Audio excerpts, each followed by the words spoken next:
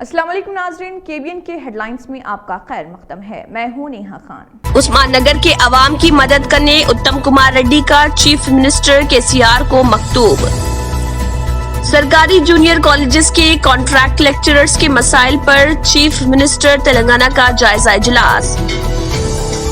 حیدرآباد میں مزید سٹی بسیں بحال کرنے حکومت کا فیصلہ۔ RTC ملازمین کے لیے خوشخبری، جلد ہی ملیں گی کاٹی گئی تنخواہیں۔ 23 نومبر سے نان ایگریکلچر لینڈ کی رجسٹریشن کے عمل کا ہوگا آغاز، KCR۔ جائیداد ٹیکس میں رعایت حکومت تلنگانہ کا مثالی اقدام، تلنگانہ کے وزیر داخلہ محمد محمود علی۔ BJP رگھونندن راؤ کی 18 نومبر کو حلف برداری تقریب۔ بھوپیندر یادو GHMC انتخابات کے لیے BJP انچارج۔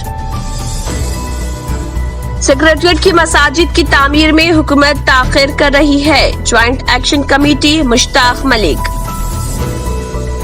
افضل گنج پولیس نے 3 سال کی بچی کے اغوا کاروں کو کیا گرفتار، انجنی کمار کی پریس کانفرنس۔ کاروان رکن اسمبلی کوثر محی الدین نے حکیم پیٹ میں مقامی عوام سے کی ملاقات، مسائل سے کی واقفیت حاصل۔